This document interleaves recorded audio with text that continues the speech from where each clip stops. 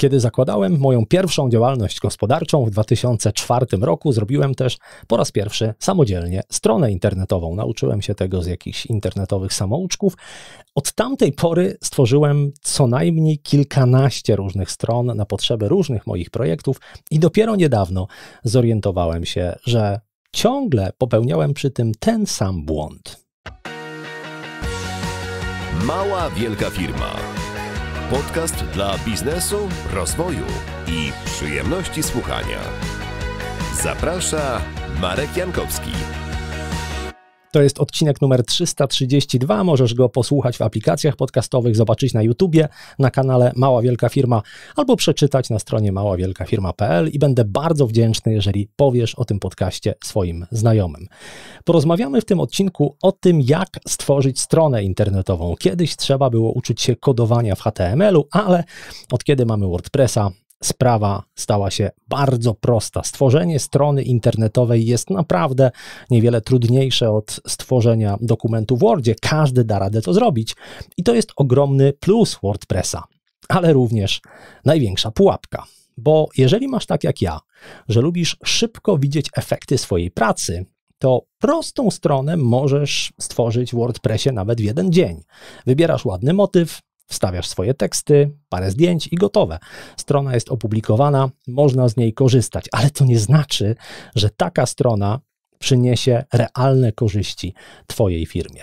Wiele razy popełniałem błąd, który polegał na tym, że chciałem stworzyć stronę jak najszybciej, stronę, na którą będzie można wejść, poklikać sobie i szkoda mi było czasu na zastanawianie się, po co tak naprawdę tej strony potrzebuję, i jak ma ona działać. Mówi się czasem, że strona internetowa to jest nasz dom w sieci. No a budowy domu nie zaczyna się raczej w ten sposób, że jedziemy do Castoramy po pustaki, przywozimy na działkę i zaczynamy murować. Wcześniej trzeba się zastanowić, jaki dom chcemy zbudować. Potem stworzyć projekt i dopiero wtedy zaczynać budowę. A na końcu jest jeszcze odbiór techniczny, bo jak wiadomo, oczekiwania nie zawsze pokrywają się z rzeczywistością. W przypadku strony internetowej ten proces wygląda podobnie. Jest on szczegółowo opisany w prezencie, który mam dla Ciebie do pobrania do tego odcinka. Ten prezent to ściąga w PDF-ie pod tytułem 9 kroków do stworzenia strony internetowej i ten prezent znajdziesz w notatkach na stronie maławielkafirma.pl/332. Ten proces możesz zastosować zarówno wtedy, kiedy wykonujesz swoją stronę samodzielnie, jak i wtedy, gdy zlecasz to zadanie komuś innemu. Autor całego tego procesu i gość dzisiejszego odcinka to programista z kilkunastoletnim doświadczeniem i aktywny działacz polskiej społeczności WordPressa. Jego dziełem jest między innymi nowa strona Małej Wielkiej Firmy, a nazywa się Tomasz Dziuda. Cześć Tomku. Cześć Marku. Chciałem z Tobą dzisiaj pogadać o tworzeniu stron internetowych, ale nie od takiej strony, co programista powinien gdzie kliknąć albo jakiego narzędzia użyć do jakichś konkretnych rzeczy, bo to by było trochę za dużo szczegółów. Chciałbym z Tobą pogadać o takim procesie tworzenia stron. No i ponieważ strona internetowa to jest bardzo szerokie pojęcie, to postanowiliśmy sobie to na potrzebę tej rozmowy trochę zawęzić, czyli będziemy mówić o stronach internetowych na WordPressie. I moje pierwsze pytanie wynika z tego, kiedy WordPress w ogóle ma sens? Bo wiadomo, że on jest bardzo popularnym środowiskiem, w którym strony internetowe można tworzyć. Wiadomo, że nie jest jedynym, ale no, gdzie się nie obejrzysz, to może wśród Twoich znajomych to nie, ale wśród moich wszyscy robią strony na WordPressie. Więc moje pierwsze pytanie, kiedy WordPress jest dobrym rozwiązaniem? Generalnie WordPress nadaje się do większości stron. Gdyby spojrzeć na to, jakie zastosowania możemy znaleźć w WordPressie, to możemy stworzyć na nim i sklep, i blog, platformę społecznościową, możemy stworzyć forum. W zasadzie można powiedzieć, jest wtyczka do wszystkiego. Tak jak mamy na iOSie czy na Androidzie aplikacje do wszystkiego, tak w ekosystemie WordPressa znajdziemy rozwiązania do wszystkiego. Natomiast no niestety WordPress wiąże się też z pewną odpowiedzialnością, to znaczy wymaga pewnego utrzymania. To nie jest tak, że postawimy sobie stronę na WordPressie i ona sobie będzie działać. Jeżeli jesteśmy zapominalscy, a jednocześnie po prostu mamy na przykład prostą stronę typu wizytówka, albo na przykład jest to strona, która po prostu będzie aktualizowana raz na pół roku, zresztą to też z reguły jest wizytówka, to tak naprawdę wtedy możemy rozważyć strony statyczne. Ja, mimo tego, że jakby całym serduszkiem jestem za WordPressem, lubię WordPressa i aktywnie udzielam się w jego społeczności, no to mam też taki projekt na boku, to jest aplikacja Publy i ona jest jakby stworzona właśnie do tworzenia stron statycznych. Oczywiście rozwiązań tego typu jest mnóstwo i jakby możemy sobie znaleźć to, które będzie nam pasowało, natomiast najważniejszą cechą stron statycznych jest to, że one w zasadzie, jeżeli chodzi o utrzymanie, no nie wymagają żadnej pracy. Tam nie ma wtyczki, która wymaga aktualizacji. To po prostu z reguły działa. I problem, który jakby się pojawia znowu przy stronach statycznych jest taki, że jeżeli mamy bardziej rozbudowaną stronę, dużo treści, to na przykład okazuje się, że synchronizacja takiej strony może dłużej zająć. Tak? Zmieniamy coś w stopce, trzeba wszystkie te pliki zaktualizować. W WordPressie nie wymaga to tak dużo pracy, natomiast znowu ryzykujemy, że przy braku aktualizacji ktoś nam się włamie na tego WordPressa. Ostatnio zresztą była taka luka, która spowodowała, że znowu dużo osób pytało, co się stało i jak można temu zaradzić na przyszłość, tak? Bo znowu zostało dużo stron zhakowanych na WordPressie. To jest efekt po prostu braku utrzymania strony internetowej i unikania jakby odpowiedzialności za to, że ta strona no jednak po tym, że powstała, powinna być utrzymywana. Na jakby drugim biegunie tych rozwiązań, które wykraczają poza spektrum zastosowań WordPressa, są takie już bardzo złożone systemy. Jeżeli na przykład mamy jakiś bardzo specyficzny flow w naszej firmie, no wtedy osobiście rozważałbym jednak autorskie rozwiązanie, z tego względu, że po prostu możemy wtedy dużo jakby więcej pozwolić sobie, jeżeli chodzi o dostosowanie interfejsu do naszych potrzeb i naszych pracowników. Bo często się okazuje, że to, co możemy osiągnąć w WordPressie, da się to jakby tam jakoś pokleić, ale najczęściej niestety jest to rozwiązanie na okrętkę albo na przykład wydajnościowo nie do końca skuteczne i wtedy okazuje się, że WordPress nie jest do końca idealnym rozwiązaniem. No myślę, że jeżeli ktoś na przykład ma bardzo duży sklep internetowy, no to on zwykle nie stoi na WordPressie, tylko na jakiejś innej platformie, prawda? Są dedykowane platformy dla sklepów internetowych, są dedykowane platformy dla forów internetowych, tak, więc oczywiście to wszystko możemy postawić też na WordPressie, tylko właśnie trzeba się zastanowić, czy na pewno będzie to idealne rozwiązanie. Dlatego osobiście podchodziłbym do tego ostrożnie zawsze, no bo jednak jest wiele zastosowań, gdzie WordPress jest absolutnie niepotrzebny. Z drugiej strony ze względu na swoją popularność, bo to jest jednak te powiedzmy 60% stron opartych na CMS-ach, tak mniej więcej, no powoduje to, że na przykład jeżeli mamy nowego pracownika, to on się szybko wdroży. Dodatkowo to jest też bardzo ważny czynnik, który spotykam u wielu klientów. Mimo tego, że proponuję im właśnie na przykład jakieś rozwiązania statyczne, to oni mówią, no tak, ale ja później bym chciał, żeby na przykład ktoś inny też mógł mi tę stronę zaktualizować albo zmienić. Tak? Jeżeli mamy coś na WordPressie, mamy też dostęp do mnóstwa specjalistów, którzy się tymi stronami na WordPressach zajmują. W wypadku jakichś mniejszych platform bywa różnie. Tak więc to też warto mieć z tyłu głowy, decydując się na konkretne rozwiązanie. No, WordPress wydaje się przede wszystkim taki bardzo prosty i szybki, bo tam rzeczywiście wiele rzeczy można sobie samemu wyklikać, to środowisko jest takie przyjazne, WordPress jest przetłumaczony na język polski, no i w zasadzie jeżeli chcemy zrobić stronę internetową, to sprawa jest prosta, no bo WordPress jest za darmo, więc kupujemy jakiś hosting, instalujemy tego darmowego WordPressa, potem wybieramy sobie z pierdyliarda szablonów czy motywów, jakie są dostępne i darmowe, i po 20, 30, 40 dolarów, 50. Mamy na świecie tych motywów całą masę.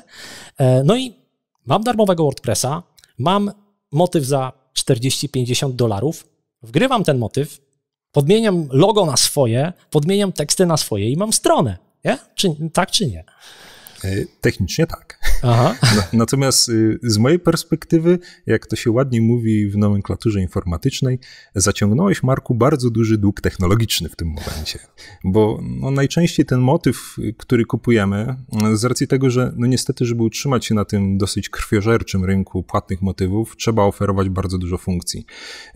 Po prostu ludzie kupują oczami, nie ma co ukrywać. Zresztą pracowałem w tej branży motywów przez wiele lat, więc wiem, jak to wygląda i po prostu ludzie kierują się przede wszystkim tym, że bo tu będę miał mnóstwo dodatkowych rozwiązań, które może kiedyś wykorzystam. Aha. Natomiast no to oczywiście rzutuje też na wydajność, na możliwość rozszerzania tego motywu, bo on też jest oczywiście dużo bardziej skomplikowany. Może mieć przez to jakieś luki bezpieczeństwa, bo nad dużą bazą kodu na pewno dużo ciężej zapanować niż nad jakimś prostym motywem. No i z pewnością nie będzie tak zoptymalizowany pod kątem SEO, czy właśnie wydajności witryny, a to w przyszłym roku podobno ma być już bardzo ważny czynnik rankingowy w pozycjonowaniu. Spowoduje to wszystko, że ta strona oczywiście będzie działać, ale można by z niej wycisnąć więcej. Natomiast jeżeli na przykład chcemy postawić stronę, która ma stać 2 miesiące, bo na przykład jest to pod jakiś event robiony, czy na przykład jest to strona, która po prostu ma tylko być taki MVP, żeby sprawdzić, czy w ogóle ludzie są zainteresowani na przykład jakąś ofertą sklepu internetowego bardzo prostego, to rzeczywiście jako pierwszy krok jest to całkiem sensowne podejście, żeby nie inwestować zbyt dużych pieniędzy w stronę internetową, bo jak się przekonałem podczas tej rozmowy, no jest to dosyć złożony proces, żeby dojść od początku do końca przy tworzeniu witryny. No właśnie, dlatego że my też planując sobie tę rozmowę, rozłożyliśmy, spróbowaliśmy znaleźć całą tę ścieżkę, którą przechodziliśmy również przy robieniu strony małej, wielkiej firmy. I tam powiem na razie tylko tyle, że są takie 4 główne etapy. Jest etap planowania, projektowania, później programowania, no i na końcu wdrożenia. I przejdziemy sobie przez te etapy, zastanawiając się, dlaczego to jest właśnie w takiej kolejności, czy wszystkie te elementy, które tam się pojawiają, są tak naprawdę potrzebne, czy nie. I zacznijmy od planowania. Wbrew pozorom robienia strony internetowej nie zaczynamy od wyboru motywu, tylko zaczynamy od planowania i co w ramach tego planowania strony internetowej trzeba zrobić. Przede wszystkim trzeba sobie odpowiedzieć na pytanie, co tak naprawdę chcemy osiągnąć, bo bardzo często zdarza się, że ludzie po prostu podchodzą do stron internetowych na zasadzie, no wszyscy mają stronę internetową, to ja też ją muszę mieć. Natomiast strona internetowa sama sobie no nie jest często rozwiązaniem pewnych problemów, które mamy. Tak? Jeżeli mamy na przykład lodziarnię, która jest zlokalizowana w słabym miejscu, to strona internetowa raczej nie pomoże rozkręcić biznesu. Tak? A po prostu ludzie mimo wszystko ciągle myślą w ten sposób, że zaistniejemy w internecie i jakoś to będzie. No, już obecnie to tak nie działa. Być może gdzieś w początkach internetu to tak działało, natomiast teraz absolutnie, no niestety nie. To się wiąże z poważnymi nakładami na pozycjonowanie, na reklamę, no i oczywiście na działanie już na samej stronie. Dlatego warto się w ogóle zastanowić, po co nam ta strona, do czego ona ma służyć, czy będzie to w ogóle zupełnie nowa strona robiona od podstaw, czy może też będzie to strona, którą jakby będziemy modyfikować tylko na bazie tej, którą mamy. Tak stosując nomenklaturę budowlaną, czy chcemy postawić dom od nowa, czy może tylko robimy odświeżenie tego, co już mamy. Więc tutaj jakby trzeba sobie odpowiedzieć na takie podstawowe pytania. No i też tutaj na tym etapie możemy też sobie odpowiedzieć na pytanie, czy w ogóle potrzebujemy WordPressa. No bo dla niektórych biznesów okazuje się, że wystarczy strona na Facebooku, tak? Bardzo prosta i ona spełnia swoje podstawowe role, bo wiemy, jakie są godziny otwarcia, jakie jest menu w przypadku na przykład restauracji, no i gdzie mamy zadzwonić, tak? I mnóstwo biznesów po prostu tak funkcjonuje bez strony internetowej i warto się wtedy zastanowić, czy potrzebują innej strony internetowej do tego celu. Wiesz co, dobrze, znaczy ja tak myślę, że w bardzo wielu tematach, kiedy zastanawiamy się nad jakimś procesem, to pierwszym krokiem zawsze jest określ cel. Po co ci na przykład ta strona? Ale jeżeli ja chcę mieć firmową stronę internetową, to bardzo często jest tak, że ja bym chciał, żeby ona wszystko robiła. Czyli chciałbym, żeby budowała moją markę, chciałbym, żeby klienci mogli tam być w jakiś sposób obsługiwani, być może, żeby kupowali przez tę stronę. Chciałbym, żeby ta strona może jeszcze, nie wiem, umożliwiała mi zbieranie jakichś kontaktów od osób potencjalnie zainteresowanych i tak dalej. Więc jak w ramach jednej strony te wszystkie cele pogodzić? To znaczy, no przede wszystkim trzeba określić właśnie jej zakres funkcjonalny, bo jeżeli sobie przeanalizujemy to, co chcemy mieć na stronie, to nagle się okazuje, że blog jest fajny, no ale trzeba pisać na niego treści. Jeżeli nie mamy na stanie copywritera albo osoby, która po prostu by nam tworzyła takie treści, to szybko się okaże, że no to nie działa, tak? Ja zresztą bardzo często spotykam się z sytuacją, kiedy klient mówi, tak, poprosimy też bloga na stronie i jakby zawsze mówię, że to wymaga pewnego nakładu pracy, po czym no pod koniec pracy jest, panie Tomku, w sumie to byśmy usunęli może na razie tą sekcję z blogiem, bo tak jeszcze nie było czasu napisać treści. No i to jest bardzo częsta sytuacja. Także po prostu trzeba też mieć świadomość tego, że te niektóre działania przynajmniej, tak na przykład sklep, tak, to wymaga pewnej obsługi już, bo trzeba przyjmować zamówienia. Trzeba też tutaj zapewnić czasami całą otoczkę też prawną, bo sklep musi mieć regulamin, musi mieć pewne standardy spełnione, jeżeli chodzi o obsługę klienta, więc to wymaga sporych nakładów czasu i pracy przede wszystkim. Oczywiście jak mamy pracowników jest prościej, oddelegujemy osobę i ona się tym zajmuje. Jeżeli chodzi w ogóle o jakby ten zakres funkcjonalny, to wiele rzeczy jest jakby naturalne, także mamy zapis do newslettera, że mamy jakieś pozyskiwanie leadów na stronie w różnych miejscach umiejscowione, więc te rzeczy są raczej oczywiste i bardzo łatwo je wpleść. Natomiast bardzo byłbym ostrożny pod kątem doboru tych funkcji, które wymagają tego większego nakładu pracy, czyli właśnie blogi, sklepy, jakieś forum, które może wymagać moderacji, nawet komentarze często. Coraz częściej spotykam się z tym, że klienci już jakby z nich rezygnują, bo mówią, że w sumie to tylko ludzie będą uprawiali tam samopromocję, a tak naprawdę moderacja zajmuje zbyt dużo czasu, a później trzeba się wdawać w dyskusję jeszcze dodatkowo poza Facebookiem, Instagramem i innymi social mediami. Więc na tym etapie określania tych cech funkcji na pewno byśmy musieli sobie to wszystko rozpisać i zastanowić się, co jest nam rzeczywiście potrzebne, bo to pozwoli nam na późniejszych etapach zaplanować też układ tej strony tak, żeby ona była w stanie zrealizować te cele. No bo wiadomo, że jak wyskoczy nam 20 różnych pop-upów, zostaw maila tutaj, zapisz się tutaj, no to użytkownik szybko z niej ucieknie. Pomijam już fakt, że obecne przepisy też powodują, że teoretycznie ta strona to jest jedna wielka choinka pop-upowa, bo mamy tam po prostu cookie banery, RODO, tak? To wszystko wyskakuje i atakuje użytkownika. Mówisz, że są takie funkcje, które wymagają na przykład pracy później po stronie użytkownika, ale z drugiej strony, myśląc jako taki przebiegły przedsiębiorca, skoro już zlecam zrobienie strony internetowej, to kusi mnie, żeby ona miała jak najwięcej tych funkcji, nawet jeżeli ja wiem, że ich dzisiaj nie wykorzystam. Ale wiesz, jak to jest. Jeżeli ja będę chciał coś dodać za pół roku albo za rok, to prawdopodobnie będę musiał od nowa płacić za robotę. Prawdopodobnie będzie taniej, jeżeli ja to zlecę w ramach jednej pracy i to będzie zrobione, wiesz, spójnie przez jednego człowieka i tak dalej. Więc kiedy jest sens dodawać takie funkcje na zapas, czy w ogóle nigdy? To znaczy, ja bym podchodził do tego tak, że warto uprzedzić twórcę strony, że będzie ona rozszerzona o pewne dodatkowe sekcje, funkcje, na przykład, że będzie dodany sklep, że będzie dodana być może w przyszłości wielojęzyczność.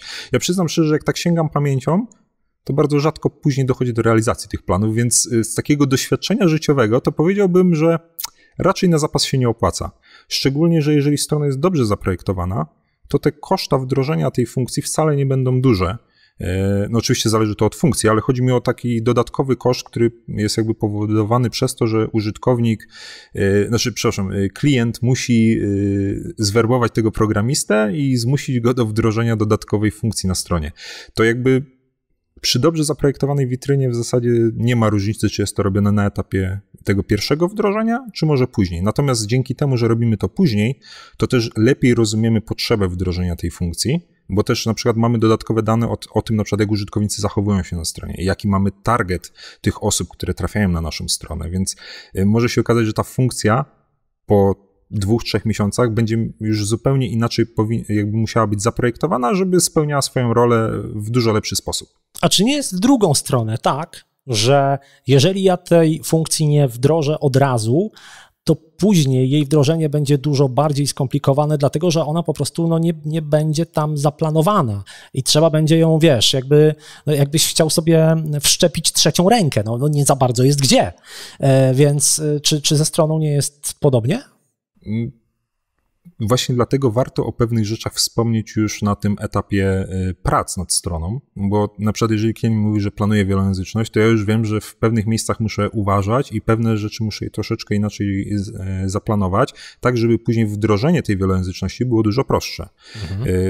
Bo wielojęzyczność to jest taki w zasadzie przypadek, który pojawia się dosyć często i rzeczywiście wymaga on pewnej pracy, natomiast z racji tego, że wymaga też pracy tłumacza, to z reguły się nie odbywa na tym pierwszym etapie, tylko właśnie przy kolejnych pracach nad stroną. Więc trzeba też wziąć pod uwagę, że WordPress to jest jednak taki system, gdzie po prostu instalujemy wtyczkę i mamy funkcję i trzeba to z reguły ostylować, i pospinać z różnymi rzeczami. Więc myślę, że taka wiedza, że coś będzie, powinna w większości wypadków wystarczyć. Gromadzenie funkcji na zapas moim zdaniem raz, że spowalnia trochę stronę, dodaje trochę pracy przy utrzymaniu, bo na przykład mamy wyłączoną wtyczkę od sklepu, której nie używamy, ale bo kiedyś będzie, to zawsze jest dodatkowa wtyczka do aktualizacji, a może być nigdy nie użyta. Rozumiem. No to dobrze, czyli mamy ten etap planowania, który de facto odbywa się na papierze. Tu jeszcze nic nie przypomina strony internetowej. Tutaj wszystko jest gdzieś w jakichś notatkach, szkicach, dokumentach i jeszcze w ogóle nie mamy pojęcia, jak ta strona może wyglądać, poza tym, że wymyślamy sobie, co tam będzie i mniej więcej jak rozmieszczone. I kiedy ten etap planowania się skończy, przechodzimy do etapu projektowania, no i tutaj ta strona już zaczyna wyglądać, ale ty jesteś zwolennikiem takiego podejścia, żeby ona nie wyglądała od razu tak, jak ma wyglądać, czyli że robimy od razu projekt graficzny i to wygląda jak w galerii motywów WordPressa, gdzie możemy sobie obejrzeć zdjęcia, różne tam kolory przycisków i tak dalej, tylko żeby zrobić makietę. Po co ta makieta? Czy to nie jest trochę, czy to nie jest tak, że po prostu klientowi się mówi, że powinien zrobić makietę, żeby on jakoś bardziej docenił, że to jest taki duży projekt i żeby się nie buntował, że ma ileś zapłacić. No po co ta makieta? To znaczy, klienci bardzo często do tego właśnie tak podchodzą, bo z reguły czasem przy małych stronach to nawet sam klient potrafi stworzyć makietę, bo makietą jest nie tylko taki ładny szkic wykonany w dedykowanej aplikacji do tworzenia makiet, ale też nawet prosty dokument w Wordzie, gdzie po prostu ktoś rozrysował parę prostokątów i napisał, tu będzie nagłówek, tu będzie treść, a tu będzie moje zdjęcie, tak? Więc to już jest tak naprawdę makieta, oczywiście o niskiej dokładności, ale jednak już daje pewne wyobrażenie, co klient jakby chciał uzyskać. Te makiety z racji tego, że są właśnie takim szaro-burym tworem, ale to ma swój cel, o którym zaraz powiem, tak naprawdę pozwalają oszacować przede wszystkim, co nas czeka, pozwalają dać pewne wytyczne projektantowi, bo gdybyśmy projektowali sobie stronę jakby bez makiety, to trochę tak jakbyśmy zaprosili projektanta wnętrz, nie dając mu planu domu. No tak średnio bym powiedział. Może się okazać, że będziemy mieli bardzo duży salon, którego później nie będziemy w stanie sfinansować na przykład, tak? Aha. Więc makieta pozwala właśnie takie rzeczy zaplanować. Pozwala nam określić, jaki będzie układ treści, pozwala nam zadbać o te ścieżki użytkownika i pozwala nam zadbać też o to, aby użytkownik trafił tam, gdzie chcemy, bo makieta przez to, że jest taka szara, pozwala nam się skupić na treści i na tym flow użytkownika na stronie, gdzie on sobie po prostu po niej może chodzić i jakby klikać te obszary, które go interesują. I jakby my skupiamy się przede wszystkim właśnie na tych głównych punktach, gdzie chcemy tego użytkownika zwabić. Natomiast jeżeli mamy od razu projekt graficzny, który jest bardzo ładny i on jakby jest atrakcyjny dla oka, to mimo wszystko nie jesteśmy tak bardzo w stanie się skupić na tych aspektach treści. Na tych aspektach tego, jak są rozłożone przyciski call to action na przykład, czyli te przyciski, które użytkownik ma kliknąć, żeby coś się stało, na przykład zapis do newslettera. Więc moim zdaniem, mimo tego, że ten etap jest bardzo deprecjonowany, to jeżeli chciałbym, żeby jakby przyszli klienci jakichkolwiek agencji interaktywnych coś zapamiętali, to że etapu makiety nie warto pomijać i nie warto go deprecjonować, warto się na nim naprawdę skupić i dobrze ten czas przepracować, bo szansa na to, że po stworzeniu dobrej makiety otrzymamy design, który odpowiada naszym potrzebom, jest dużo wyższa niż w wypadku, kiedy damy 3 zdania grafikowi i powiemy, no i tutaj jeszcze takie przykładowe strony typu Onet i Allegro, które nie mają związku z naszą działalnością tak naprawdę, no ale bo mi się podobają, tak? No ja zresztą cały czas mam takie właśnie przykładowe strony Apple, Allegro, Onet. Google nikt nie wrzuca, bo tam się to od najlepszych, no. Nie, no tak, ale to jakby nie daje żadnego poglądu na to tak naprawdę, co klient chciałby rzeczywiście zobaczyć na swojej stronie. Okej. W takim razie, kiedy grafik bierze się do roboty, ma tę makietę, mniej więcej wie, czego ja oczekuję, no to trochę jest tak, że zadaniem grafika jest wziąć te takie szare kształty i pomalować, prawda? No zrobić tam ładne kolory na to nałożyć. Tak w bardzo dużym uproszczeniu. I teraz, czy oceniając pracę grafika, ja powinienem jako zleceniodawca, powinienem się kierować tym, czy ten projekt mi się podoba, czy nie, no bo każdy ma jakiś gust, czy to nie jest dobre kryterium, czy powinienem w jakiś inny sposób oceniać, czy projekt graficzny jest dobry, czy nie? To znaczy, jeżeli chodzi o projekt graficzny, no to o gustach się nie dyskutuje, tak, to wszyscy wiemy, więc bardzo ciężko jest tak ocenić, że rzeczywiście dany projekt jest dobry. Też trendy się zmieniają, To, co 2-3 lata temu było fajne, teraz już dla niektórych trąci myszką. Natomiast z mojego takiego doświadczenia, jak obserwuję też swoje zachowania w internecie, to uważam, że dobry projekt graficzny przede wszystkim musi być czytelny. Jeżeli nie mamy problemu w tym projekcie ze znalezieniem kluczowych elementów strony, jeżeli potrafimy się w nim odnaleźć, a temu też pomaga makieta, tak? Bo jakby na makiecie byliśmy w stanie to wcześniej dobrze zaprojektować i grafik ma też ułatwione zadanie dzięki temu, to już taki projekt tak na dobrą sprawę moim zdaniem jest dobry. On może pod kątem graficznym odstawać od topowych projektów graficznych, tak, ale to też zależy od tego, jaki mam budżet na design, bardzo często. Natomiast mimo wszystko warto zadbać o to, żeby po prostu skupić się tylko na takich rzeczach, jak na przykład, czy typografia jest odpowiednia, czy odstępy są sensownie dobrane, bo potem możemy poznać tak naprawdę dobry projekt graficzny, że ten flow dokumentu, ten przepływ treści w dokumencie jest czytelny i estetyczny, że kontrasty są odpowiednie, że tam nic nie zanika. Natomiast jeżeli chodzi o takie już stricte wizualne aspekty, to co najwyżej, jeżeli już bardzo nam zależy, możemy podpytać paru znajomych różnych, o różnych gustach zresztą najlepiej, czy ta strona jest dla nich estetyczna. Nie, czy jest ona super ładna, bo z projektami graficznymi niestety jest jeszcze inny problem. Kiedy pytamy kogoś o opinię na temat projektu graficznego, to każdy chce dorzucić swoje 3 grosze. Niezależnie od tego, czy ten projekt jest idealny, dopracowany, to zawsze ktoś powie, ja bym to logo trochę zwiększył, to jest zresztą klasyk, albo na przykład bym przesunął tutaj o 2 piksele i będzie idealnie. Jakby ludzie jakoś z jakiegoś powodu, widząc jakieś twórcze dzieło i pytanie o opinię, zawsze coś znajdą. Tak więc tym bym się nie przejmował, natomiast bardziej skupiłbym się na tym, żeby po prostu było estetycznie, czytelnie i żeby po prostu oddawało główną wizję naszej strony internetowej. No a to jesteśmy w stanie sami ocenić, no bo mamy też jakieś pewne wyobrażenie w głowie na temat tego, co chcielibyśmy uzyskać. Czy jest takie ryzyko, że projekt graficzny zepsuje nam stronę technicznie? Dlatego, że jeżeli bardzo ważnym elementem z punktu widzenia Google'a, pozycjonowania jest szybkość strony, a grafik zaplanuje tam jakieś wideo, które się musi załadować, zaplanuje tam jakieś duże zdjęcia, zaplanuje tam jakieś, nie wiem, karuzele zdjęć, jakieś fonty, które są szczególnie wymyślne i też muszą się załadować, czy jeszcze inne podobne ozdobniki, elementy. Czy to jest realne ryzyko, że grafik nam tę stronę rzeczywiście tak obciąży, że ona będzie za wolna? Czy tutaj przy współczesnej technologii w zasadzie wszystko da się zrobić bardzo lekko? To znaczy, no przede wszystkim też po to robi się makietę, żeby pewne pomysły grafikowi wybić z głowy.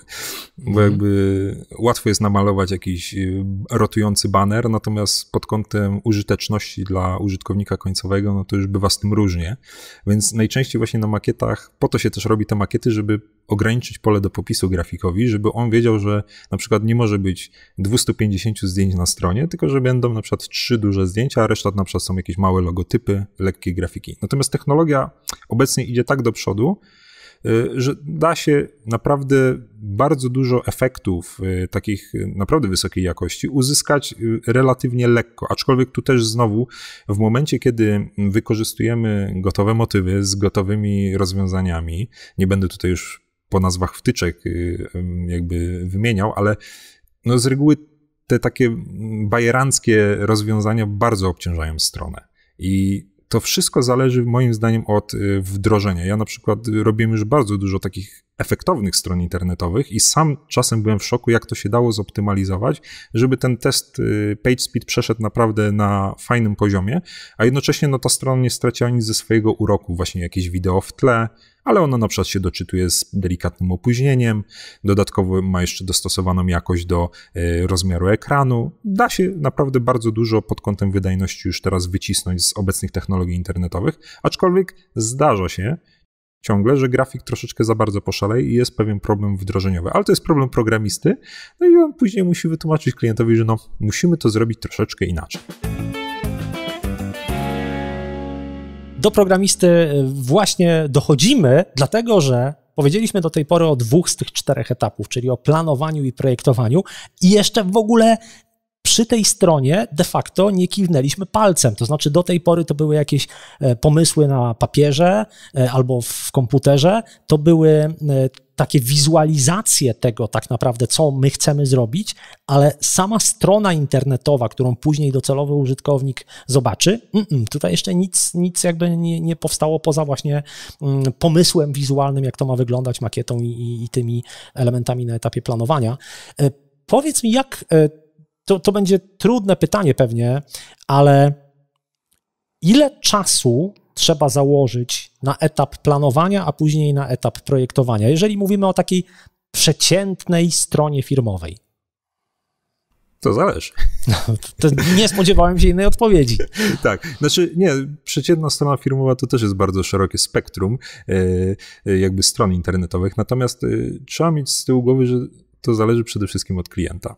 Ja mam klientów, którzy robią strony latami, ale ja ich lubię i jestem do nich bardzo cierpliwy. No, mój rekord to jest 5 lat tworzenia strony dla jednego kolegi. Pozdrawiam go, pewnie jeżeli ogląda, to wie który. Czy to kolega K? Nie. A, myślałem, bo on mi mówił mi kolega K, że bardzo długo się zbierał z tą stroną internetową. Ale zbierał się, ale poszło w całkiem szybko, jak już ruszyliśmy. Tak, ale chodzi mi generalnie o to, że to bardzo dużo zależy od klienta, bo często jest tak, że klienci chcą mieć termin określony bardzo precyzyjnie, że tu i tu zrobimy stronę. Ja mówię, tylko ja uprzedzam, że to też wymaga pracy po drugiej stronie. No i jakby może się okazać, że będziemy czekali na klienta, a nie na mnie, tak? No i z reguły tak jest, że czekam na klienta, bo klient nagle sobie zdaje sprawę, że tu trzeba poświęcić kilka godzin, żeby na przykład treści opracować albo przygotować materiały na stronę. Ja zresztą staram się też uświadamiać klientów, że oni też muszą wykonać pewną pracę nad stroną pod kątem treści.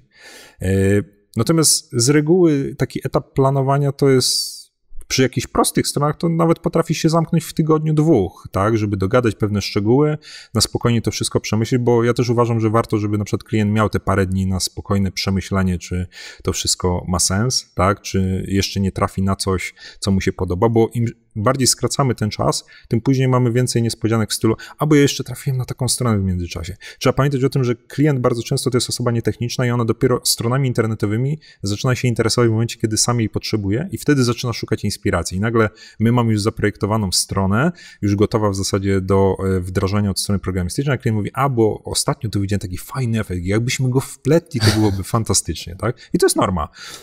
Dlatego też warto, żeby ten koncept też troszkę się uleżał i myślę, że przy prostej stronie to ten tydzień, 2 na ten właśnie etap jakby zaplanowania i wdrożenia takich makiet, tak, bo nie mówimy tu jeszcze o projektowaniu graficznym, bo to już zależy mocno od grafika, to jest takie minimum, żeby to wszystko miało ręce i nogi. Natomiast oczywiście przy dużych projektach, gdzie tak naprawdę ten etap planowania często spada już na osobę, która zajmuje się wdrożeniem, czy tak naprawdę firmę, która zajmuje się wdrożeniem, to potrafi trwać i miesiącami, tak, bo po prostu jest zbierana cała analiza potrzeb i jakby jest to wszystko bardzo szczegółowo doprecyzowywane.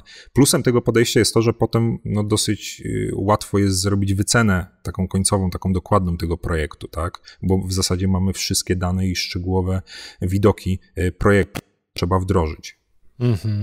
Rozumiem, czyli jeżeli ja jako klient nie będę wydziwiał, marudził, przeciągał i wstrzymywał prac po drugiej stronie, czyli programisty, grafika i ewentualnie jeszcze kogoś, kto tam jest zaangażowany w to, być może copywritera, no to jest szansa, że w ciągu na przykład 3 tygodni dojdziemy do momentu, kiedy taki plan plus projekt będą gotowe.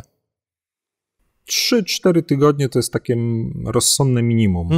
Ja jak robię proste strony, jeżeli klient jest konkretny, jeżeli klient na przykład ma już projekt graficzny, taki wdrożony wcześniej, to z reguły staram się zarezerwować sobie 2 tygodnie na prace programistyczne przy takiej prostej stronie, a potem około tygodnia na takie poprawki od klienta. No i wiadomo, to później się tam może rozciągać w zależności od tego, co tam jeszcze odnajdziemy, ale potrafi się to zamknąć w 3-4 tygodniach, jeżeli to idzie całkiem płynnie. Dobra, da się oczywiście krócej, bo są projekty na wczoraj, ale zaczyna być wtedy ekstremalnie czasami. To przejdźmy do tego etapu, w którym ty tak naprawdę wkraczasz do akcji, czyli dzieją się wszystkie te rzeczy, znaczy wcześniej też jesteś, no bo w tym planowaniu, makietowaniu też jesteś, ale etap programowania to jest dla klienta taka czarna skrzynka, to znaczy tam się coś dzieje, ja nie do końca wiem co, ale później ma z tego powstać strona. I co klient może na tym etapie, w którym de facto nie uczestniczy, jak może pomóc programiście albo co może zepsuć, więc wiesz, takie co robić, czego nie robić, co tutaj mógłbyś zasugerować, żeby efekt był jak najlepszy? Znaczy, jeżeli klient chce pomóc, najlepiej, żeby nie pomagał, znaczy nie starał się pomóc, tak, oczywiście żartuję, to jest jak z tym cennikiem u mechaników, tak, jeżeli klient ma swoje uwagi, to tam 150% się płaci, jak klient próbuje pomagać, to 200% standardowej ceny, natomiast rzeczywiście etap programowania jest o tyle ciężki dla klienta czasami, że trwa dosyć długo, no i często długo trzeba czekać na efekty. To, co mogę doradzić, jeżeli mamy jakieś takie rozplanowane na dłuższy czas wdrożenie, to warto podzielić je na etapy, tak żeby można było coś już podejrzeć trochę wcześniej, zwłaszcza jeżeli mamy jakieś takie wątpliwości, czy na pewno to będzie dobrze wdrożone. Klient z reguły jako osoba nietechniczna raczej będzie miał duży problem z ocenieniem, czy to wszystko jest dobrze zrobione. Natomiast pewne rzeczy mimo wszystko widać. Tak, na przykład jeżeli mamy ten projekt graficzny wcześniej, no to jeżeli sobie go porównamy z tym, co otrzymaliśmy od programisty, no to jesteśmy w stanie ocenić, czy on to robi schludnie, czy może jednak tak dla niego te odstępy to jest tylko kwestia umowna, a może te kroje pisma to tak nie muszą być koniecznie takie jak w projekcie graficznym, więc warto na takie rzeczy, właśnie takie odstępstwo od tego, co było umówione i zaprojektowane, zwracać uwagę, bo zdarza się bardzo często, że niektórzy ten pierwszy etap planowania i potem drugi etap projektowania traktują, że to jest taka wskazówka i tak zrobię po swojemu, tak? Bo też jak patrzę na niektóre strony, jak patrzę na projekty, które miały, no to jest to czasami dzień do nocy. Dlatego po tym można też zauważyć, że jakby ktoś dobrze wykonuje swoją pracę, albo tak niekoniecznie jest skrupulatny w detalach wdrożenia tej witryny. Moim zdaniem jeszcze taką rzeczą, która może troszeczkę dać wskazówkę, czy to jest tak robione zgodnie ze sztuką, czy nie, jest po prostu wejście do kokpitu tego WordPressa, bo jakby zakładam, że pewnie będzie WordPress w większości wypadków i na przykład spojrzenie, czy tam nie ma zbyt wielu wtyczek, bo jeżeli widzimy 90 wtyczek na dosyć prostej stronie, no to może się nam zapalić lampka. Ale 90 to mówisz o jakichś realnych przypadkach, czy tak strzelasz, wiesz?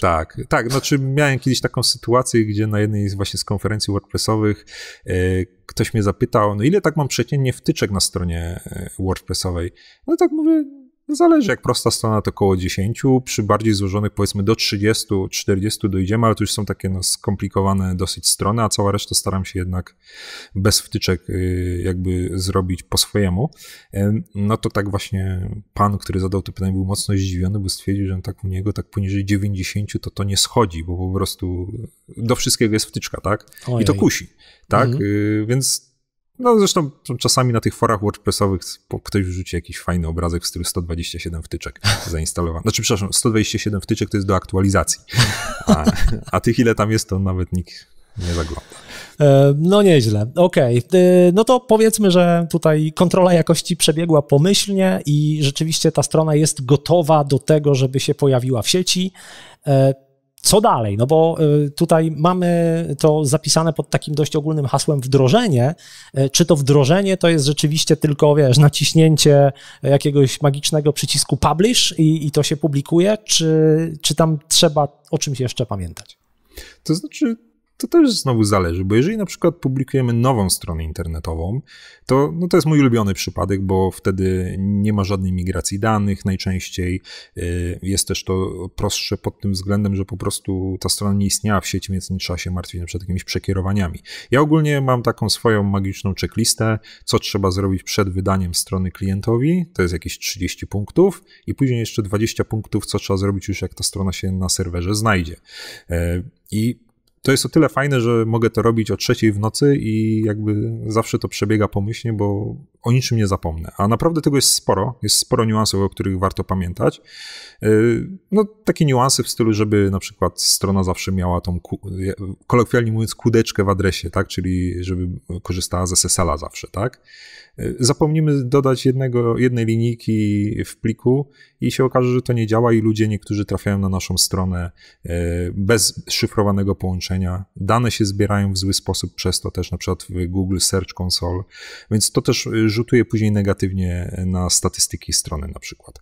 Więc ja po to mam checklistę, żeby ten proces przebiegł możliwie bezproblemowo. Natomiast jak dochodzimy do strony z migracją, no to tu się zaczynają schody i tu może być wszystko. Zresztą pamiętasz, Marku, jak migrowaliśmy twoją stronę, miałem wszystko przetestowane, a mimo wszystko wyszły małe niespodzianki. Noc się przedłużyła wtedy, ale faktem jakby no, troszkę adrenaliny było, natomiast rzeczywiście ten proces się wydłużył.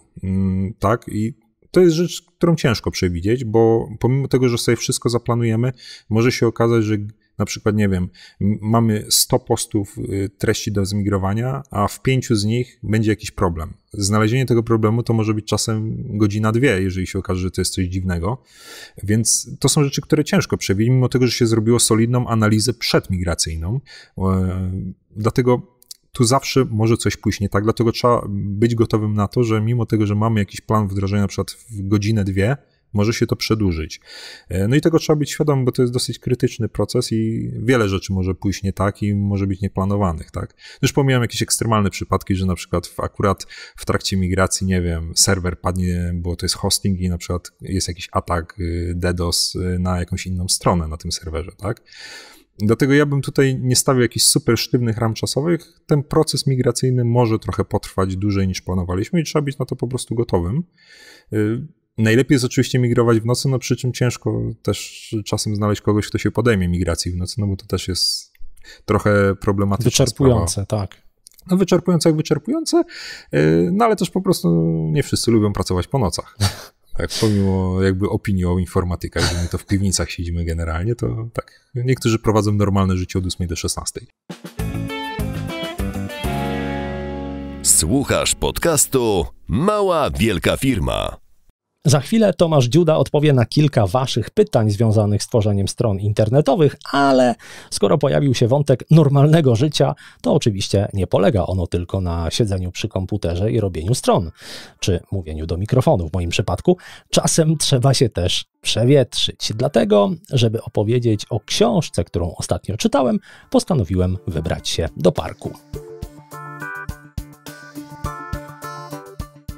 Chcę wam dzisiaj opowiedzieć o książce Patty McCord pod tytułem Powerful – Jak zbudować kulturę wolności i odpowiedzialności.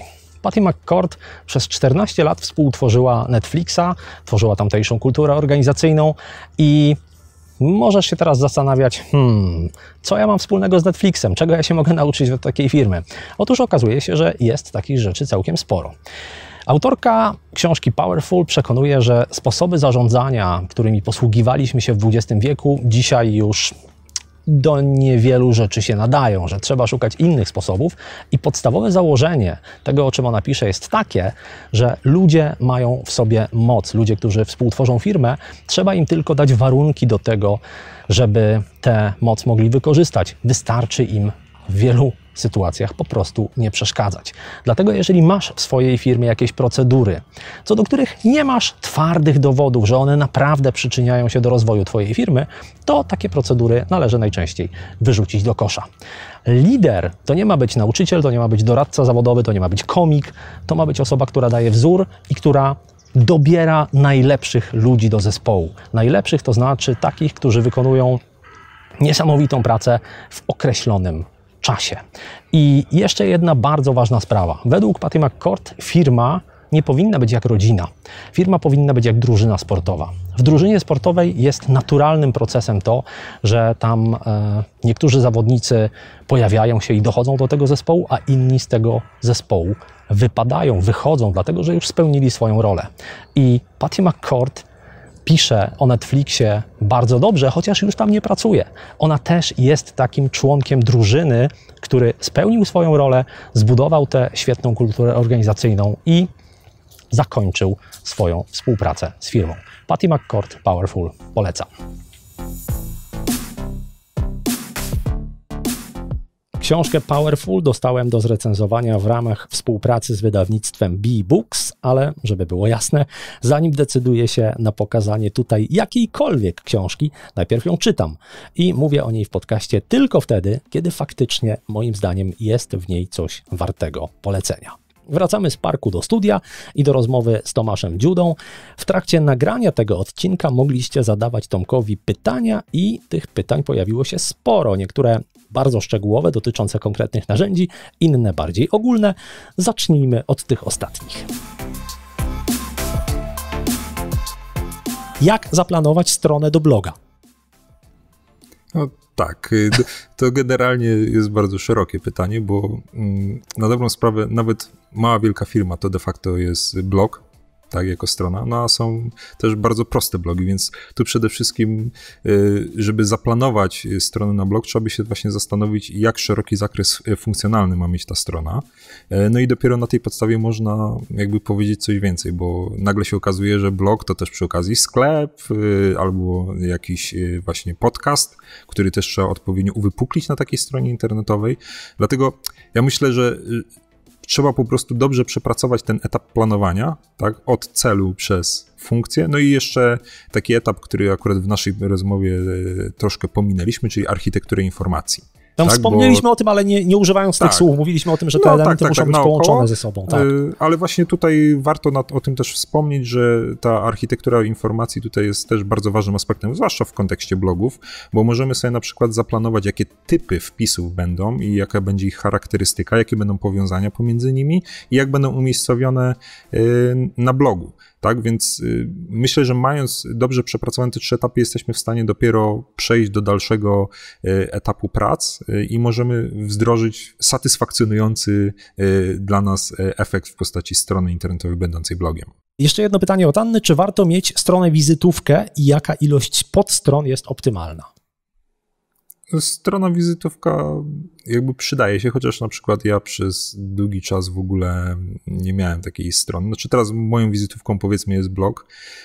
Niektórzy klienci się śmieją, że szef bez butów chodzi, przy czym po prostu nie ma czasu się zajmować tak trywialnymi rzeczami jak wdrożenie własnej strony. Natomiast prawda jest taka, że strona wizytówka to może być po prostu miejsce, gdzie jest nasz numer telefonu, adres e-mail i krótki zakres usług, które jesteśmy w stanie świadczyć dla naszych klientów. I to w zasadzie taka strona wizytówka może wystarczyć, żeby ci klienci po prostu trafili do nas i jakby byli w stanie się z nami skontaktować. Natomiast jeżeli chodzi o takie strony wizytówki bardziej rozbudowane, z myślą o pozycjonowaniu, to z pewnością powinna mieć ona już kilkanaście podstron, być może blog, po to, żeby po prostu można było taką stronę wypozycjonować. Z pewnością dużo trudniej jest wypozycjonować stronę, która składa się tak naprawdę z 1 i 2 podstroną, gdzie jedną podstroną jest polityka prywatności, a drugą jest strona główna, czyli tak naprawdę landing page. I tutaj warto właśnie zadbać o to, żeby tej treści trochę było, bo wtedy jesteśmy w stanie trafić do większej grupy użytkowników i dotrzeć do naszej grupy docelowej, która się później z nami skontaktuje i w efekcie ta strona skonwertuje na jakieś na przykład zlecenia.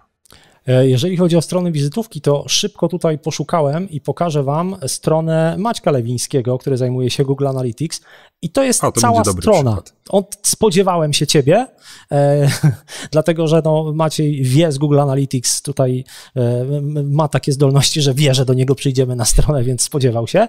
Jest przycisk napisz do mnie, jest numer telefonu, który ukazuje się tylko w całości, trzeba kliknąć pokaż, żeby on się wyświetlił. I dlaczego tak się dzieje? Dlatego, że Maciej też to mierzy i wie, ile osób wyświetliło ten pełny numer telefonu. I kilku klientów plus możliwość zapisu na e-mail i to jest cała wizytówka, ta strona się nie przewija. Ja w tej chwili próbuję, ale nie, ona się cała mieści na pierwszym ekranie. Więc myślę, że to jest taki fajny przykład bardzo prostej i nastawionej na bardzo konkretny też cel strony wizytówki.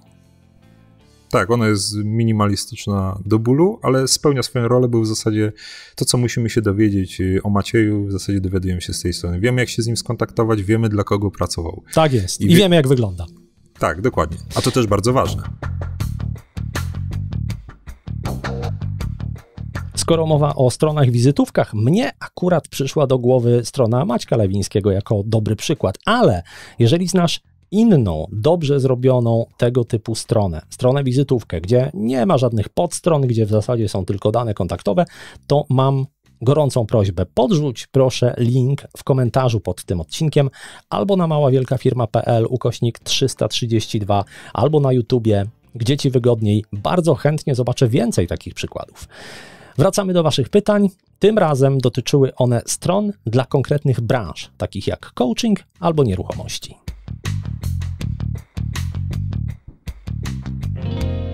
Lukas Flak pyta, czy ma pan jakieś wskazówki dla strony biura nieruchomości?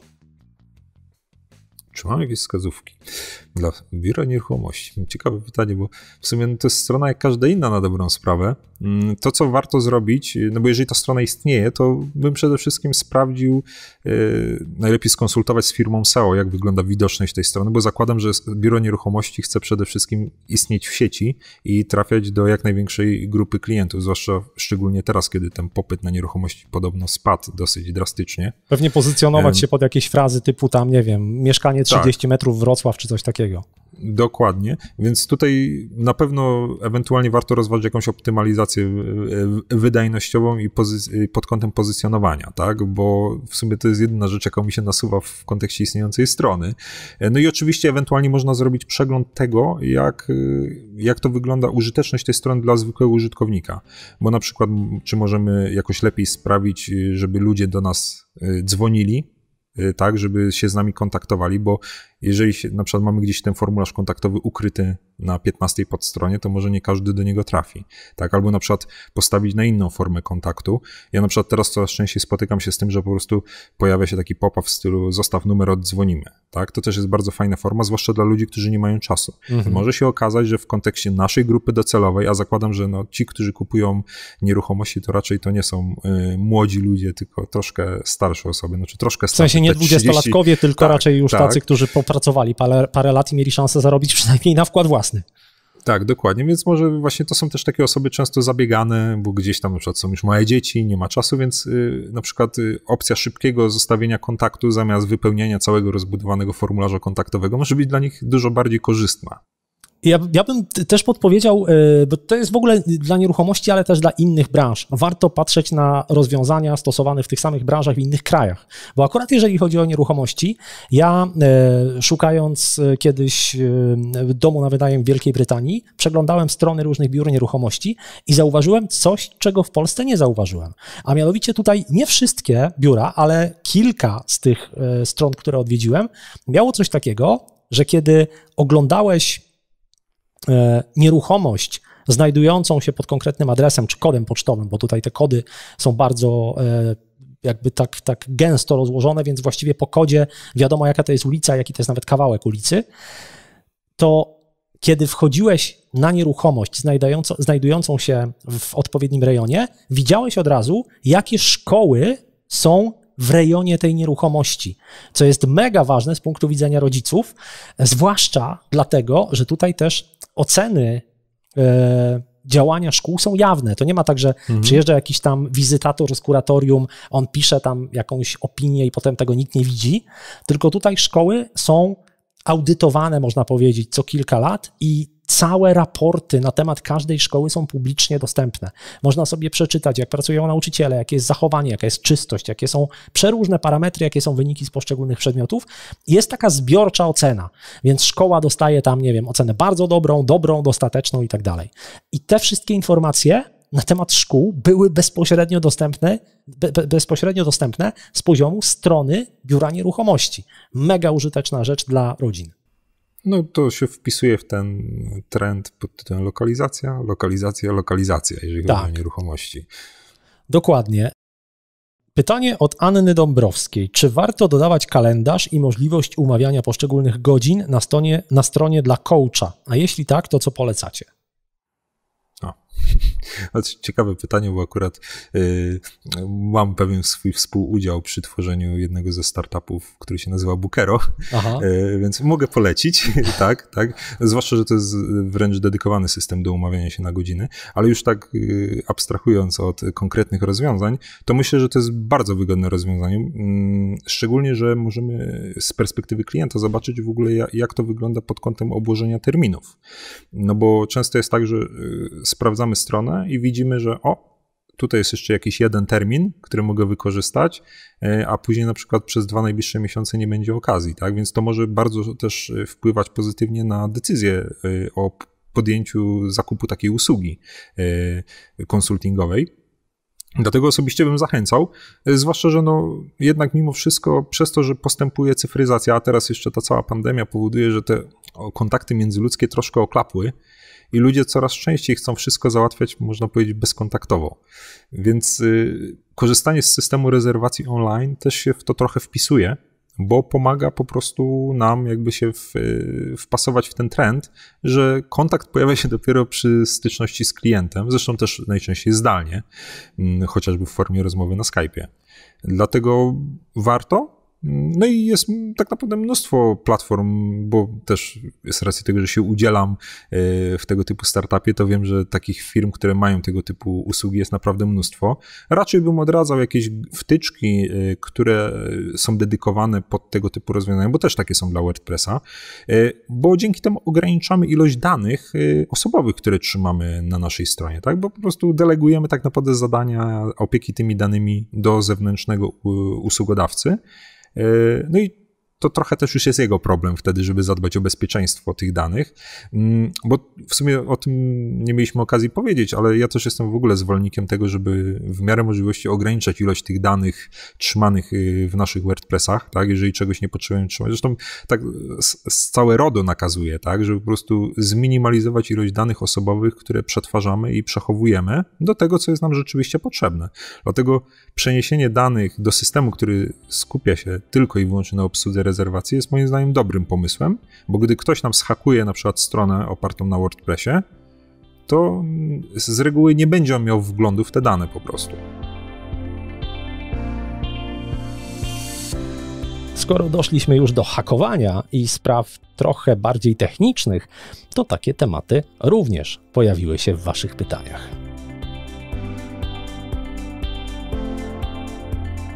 Wiktor Wrotek pyta: Tomku, jakie polecasz narzędzia do testowania bezpieczeństwa i szybkości witryny na WordPressie? To znaczy, jeżeli zacznę od szybkości, to tutaj tak naprawdę są dwa takie główne testy. PageSpeed, tak znany większości pewnie osób, ten, który nam mierzy szybkość na wersji mobilnej i desktopowej. To się nazywa teraz Google PageSpeed Insights? O tym mówimy. Dokładnie, tak. I drugi taki dosyć popularny test to GTmetrix, który jakby też daje całkiem fajny obraz. W wypadku PageSpeeda to jest tak, że ciężko jest tam w ogóle uzyskać bardzo dobry wynik, bo po prostu niektóre kryteria w kontekście też tego, że coraz więcej analityki jest na stronach internetowych, no jakby PageSpeed sprawia, że zaniża trochę te wyniki przez to, bo na przykład mamy dużo skryptów zewnętrznych, tak? One niekoniecznie mogą być tak super obciążające dla strony, no ale mimo wszystko on to mierzy w swój sposób i jakby powoduje, że ten wynik nam spada, więc jak mamy stronę, gdzie mamy mnóstwo skryptów analitycznych, to z założenia już ciężko się spodziewać, że tam będzie dobry wynik. Ja zresztą jak jestem proszony o analizę szybkości strony, to często właśnie mówię klientom, że wiele tutaj nie wyciągniemy, bo po prostu jest jakby pewien narzut kodu, którego jeśli się nie pozbędziemy, a często nie możemy się go pozbyć, na przykład ktoś chce mieć reklamę na stronie, no to po prostu wynik nie będzie idealny, tak? Znaczy paradoksalne jest to, że Google, który tak ciśnie na szybkość stron internetowych, daje z drugiej strony narzędzia typu właśnie AdSense czy typu Analytics, które obciążają te strony i zabijają tę szybkość. Tak, zwykły filmik na YouTubie, jeżeli go nie zainstalujemy z tak zwanym lazy loadem, czyli z ładowaniem z opóźnieniem, potrafi skutecznie zabić dobry wynik w PageSpeedzie. Zresztą w ogóle jakiekolwiek mapy, właśnie filmiki z różnych serwisów, tak, one też ładują poza filmem też masę dodatkowych kodów analitycznych, które po prostu negatywnie wpływają na rezultat strony. Natomiast to też nie jest tak, że musimy tylko patrzeć na to jako na jakąś całkowicie jakby na wyrocznie, tak? To nie jest tak, że ten wynik spowoduje, że jakby bardzo dużo osób od naszej strony się odbije. To też jest kwestia płynności tej strony, którą też widzimy na naszym telefonie chociażby, tak? I możemy sobie spojrzeć, że ta strona rzeczywiście się długo ładuje, tak? Też trzeba pamiętać, że te testy w stylu bo Amazon zyskał pół sekundy i zarobił 200 milionów na tym, no to tak, ale to jest Amazon, on ma ogromny ruch i tak naprawdę to się nijak ma do strony pana Mietka, który właśnie otworzył sklep internetowy. Natomiast też warto by było, żeby ten wynik nie świecił na czerwono, kolokwialnie mówiąc, bo po prostu powinien on się mieścić w jakichś sensownych wartościach w stylu 60-80 punktów. Wtedy już możemy uznać, że jest całkiem nieźle. On oczywiście tam będzie na pomarańczowo i to działa na psychikę niektórych klientów bardzo mocno. Natomiast moim zdaniem nie ma się co tym aż tak przejmować. Jeżeli chodzi o bezpieczeństwo strony, to ja przede wszystkim po prostu polecałbym zrobić zawsze taki code review na koniec czy nawet ewentualnie współpracujemy z kilkoma programistami, poprosić kogoś innego, żeby po prostu przejrzeć. Jest też takie rozwiązanie WP Scan, który też już całą instancję WordPressa jest w stanie przeskanować pod kątem ewentualnych podatności. Chociaż z reguły, jeżeli nie mamy tam jakichś bardzo dziwnych rozwiązań i mamy wszystko poaktualizowane, to raczej nic strasznego nie wykaże. Bardzo fajnym też miejscem, ale to bardziej jest takie narzędzie, jeżeli chodzi o utrzymanie, jest baza podatnych wtyczek WP VulnDB. Niestety ciężko to tak przekazać, ale dorzucimy link pewnie później. Tak, właśnie poprosimy cię, bo pojawiło się parę nazw różnych narzędzi, które pewnie będzie ciężko znaleźć, więc zbierzemy i poprosimy. Tak, i to jest taka baza właśnie podatności, gdzie możemy właśnie sprawdzić, czy dana wtyczka w ostatnim czasie miała jakieś podatności. Bo prawda jest taka, że głównym problemem są jednak te wtyczki, z racji tego, że mechanizm ataku z reguły działa w ten sposób. Popularna wtyczka wykazuje jakąś podatność, i z miejsca ci, którzy obserwują te podatności, wiedzą, a to teraz napiszemy bota, który zrobi to i to na 1 000 000 stron i pewnie na 100 000, 200 000 się włamiemy. Tak? Bo w wypadku takiego motywu, który robimy jako autorski motyw, to dużo ciężej jest go po prostu zhakować, no bo tak naprawdę on też jest taką czarną skrzynką dla atakującego, tak? W wypadku motywów komercyjnych, no można sobie taki motyw kupić, więc te popularne motywy też mają tą wadę, no bo jeżeli na przykład jakiś motyw jest zainstalowany na 1 000 000 stron z WordPressem, to wiadomo, że on tam jest dosyć uważnie przeglądany przez atakujących, bo to jest już fajny wektor ataku ewentualnie, jeżeli znajdziemy jakąś lukę w takim motywie. Dlatego myślę, że przede wszystkim oczywiście, jeszcze dodam, że są też narzędzia oczywiście do analizy kodu, ale ja osobiście akurat nie korzystałem, staram się bardziej pogłębiać wiedzę w zakresie security po prostu WordPressa, bo to mimo wszystko jest taka rzecz, którą każdy, kto tworzy motywy dla WordPressa powinien opanować i wiedzieć, jak pewne rzeczy projektować w sposób prawidłowy, a akurat dokumentacja WordPressa w wielu aspektach pomaga. To było już ostatnie pytanie z rozmowy z Tomaszem Dziudą. Bardzo dziękuję Tomkowi, że podzielił się z nami swoim doświadczeniem. Bardzo dziękuję Wam za pytania. Oczywiście budowanie stron to jest bardzo szeroki temat, który pojawiał się też w innych odcinkach Małej Wielkiej Firmy. Szczególnie polecam odcinek numer 288, w którym rozmawiałem z Kamilem Porębińskim z firmy hostingowej The Camels o bezpieczeństwie stron, o aktualizacjach, o domenach, no i oczywiście o WordPressie. Ja bym w ogóle zaczął taką stronę internetową, jak wybrać firmę do tworzenia, to być może rekomendacje znajomych, czy innych właścicieli firm, którzy już posiadają stronę. Zapytać ich, czy są zadowoleni z usług, czy to działa. Być może oni już coś wiedzą na ten temat, bo przeszli tę drogę. Pytanie się na przykład o rekomendację, jaka firma nam stworzy dziś na Facebooku, to tak naprawdę jak wrzucenie tego pytania w Google. Dostaniemy 1 000 000 wyników, 1 000 000 poleceń i dalej nic nie wiemy. Cała rozmowa z Kamilem Porębińskim w 288 odcinku na maławielkafirma.pl/288. Przypominam o prezencie do pobrania. Ściąga 9 kroków do stworzenia strony internetowej. Czeka na Ciebie na maławielkafirma.pl/332. Nowy odcinek za 2 tygodnie. Dziękuję. Na razie.